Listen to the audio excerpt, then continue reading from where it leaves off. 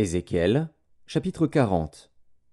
La 25e année de notre captivité, au commencement de l'année, le 10e jour du mois, 14 ans après la ruine de la ville, en ce même jour, la main de l'Éternel fut sur moi, et il me transporta dans le pays d'Israël.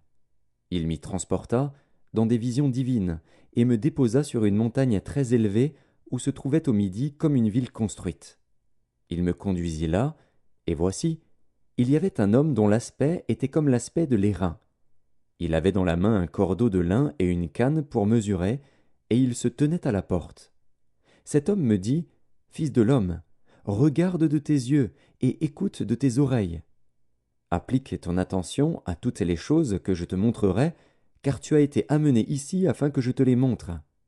Fais connaître à la maison d'Israël tout ce que tu verras. » Voici, un mur extérieur entourait la maison de tous côtés. Dans la main de l'homme était une canne de 6 coudées pour mesurer, chaque coudée ayant un palme de plus que la coudée ordinaire. Il mesura la largeur du mur, qui était d'une canne, et la hauteur, qui était d'une canne. Il alla vers la porte orientale, et il en monta les degrés. Il mesura le seuil de la porte, qui avait une canne en largeur, et l'autre seuil, qui avait une canne en largeur. Chaque chambre était longue d'une canne et large d'une canne. Il y avait entre les chambres un espace de 5 coudées. Le seuil de la porte, près du vestibule de la porte, à l'intérieur, avait une canne. Il mesura le vestibule de la porte, à l'intérieur. Il avait une canne. Il mesura le vestibule de la porte. Il avait 8 coudées, et ses poteaux en avaient 2. Le vestibule de la porte était en dedans. Les chambres de la porte orientale étaient au nombre de 3 d'un côté et de 3 de l'autre. Toutes les 3 avaient la même mesure, et les poteaux de chaque côté avaient aussi la même mesure. Il mesura la largeur de l'ouverture de la porte, qui était de 10 coudées, et la hauteur de la porte, qui était de 13 coudées. Il y avait devant les chambres un espace d'1 coudée de chaque côté et d'autre. Chaque chambre avait 6 coudées d'un côté et 6 coudées de l'autre. Il mesura la porte depuis le toit d'une chambre jusqu'au toit de l'autre. Il y avait une largeur de 25 coudées entre les 2 ouvertures opposées. Il compta 60 coudées pour les poteaux, près desquels était une cour, autour de la porte. L'espace entre la porte d'entrée et le vestibule de la porte intérieure était de 50 coudées. Il y avait des fenêtres grillées aux chambres et à leurs poteaux à l'intérieur de la porte tout autour. Il y avait aussi des fenêtres dans les vestibules tout autour intérieurement. Des palmes étaient sculptées sur les poteaux. Il me conduisit dans le parvis extérieur, où se trouvaient des chambres et un pavé tout autour. Il y avait 30 chambres sur ce pavé. Le pavé était aux côtés des portes et répondait à la longueur des portes. C'était le pavé inférieur. Il mesura la largeur depuis la porte d'en bas jusqu'au parvis intérieur en dehors. Il y avait 100 coudées à l'orient et au septentrion. Il mesura la longueur et la largeur de la porte septentrionale du parvis extérieur. Ces chambres, au nombre de 3 d'un côté et de 3 de l'autre, ses poteaux et ses vestibules, avaient la même mesure que la première porte, 50 coudées en longueur et 25 coudées en largeur. Ses fenêtres, son vestibule, ses palmes, avaient la même mesure que la porte orientale. On y montait par 7 degrés, devant lesquels était son vestibule.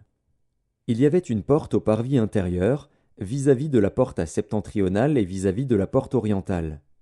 Il mesura d'une porte à l'autre 100 coudées. Il me conduisit du côté du midi, où se trouvait la porte méridionale. Il en mesura les poteaux et les vestibules, qui avaient la même mesure.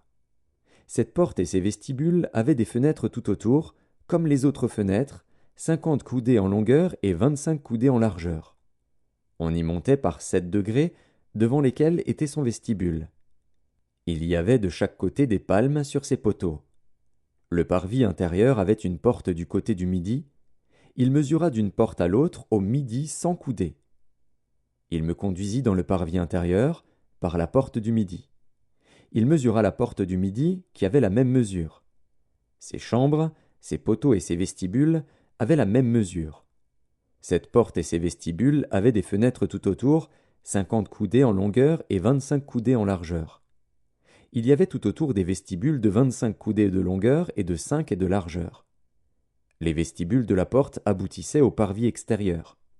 Il y avait des palmes sur ces poteaux et 8 degrés pour y monter. Il me conduisit dans le parvis intérieur, par l'entrée orientale. Il mesura la porte, qui avait la même mesure. Ses chambres, ses poteaux et ses vestibules avaient la même mesure. Cette porte et ses vestibules avaient des fenêtres tout autour, 50 coudées en longueur et 25 coudées en largeur. Ces vestibules aboutissaient au parvis extérieur. Il y avait de chaque côté des palmes sur ces poteaux et 8 degrés pour y monter. Il me conduisit vers la porte septentrionale. Il la mesura et trouva la même mesure, ainsi qu'à ses chambres, à ses poteaux et à ses vestibules. Elle avait des fenêtres tout autour, 50 coudées en longueur et 25 coudées en largeur. Ces vestibules aboutissaient au parvis extérieur. Il y avait de chaque côté des palmes sur ces poteaux et 8 degrés pour y monter. Il y avait une chambre qui s'ouvrait vers les poteaux des portes et où l'on devait laver les holocaustes. Dans le vestibule de la porte se trouvaient de chaque côté 2 tables sur lesquelles on devait égorger l'holocauste, le sacrifice d'expiation et le sacrifice de culpabilité. À l'un des côtés extérieurs par où l'on montait, à l'entrée de la porte septentrionale, il y avait 2 tables. Et à l'autre côté, vers le vestibule de la porte, il y avait 2 tables. Il se trouvait ainsi, aux côtés de la porte, 4 tables d'une part et 4 tables de l'autre, en tout 8 tables, sur lesquelles on devait égorger les victimes. Il y avait encore pour les holocaustes 4 tables en pierre de taille, longues d'1 coudée et demie, larges d'1 coudée et demie et hautes d'1 coudée. On devait mettre sur ces tables les instruments avec lesquels on égorgerait les victimes pour les holocaustes et pour les autres sacrifices. Des rebords de 4 doigts étaient adaptés à la maison tout autour, et la chair des sacrifices devait être mise sur les tables.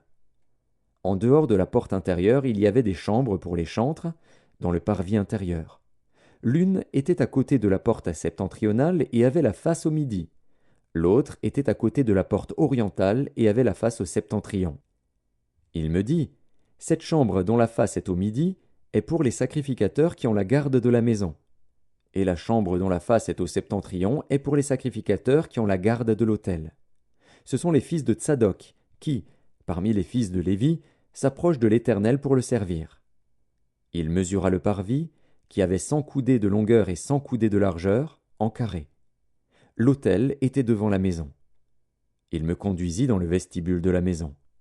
Il mesura les poteaux du vestibule et trouva 5 coudées d'un côté et 5 coudées de l'autre.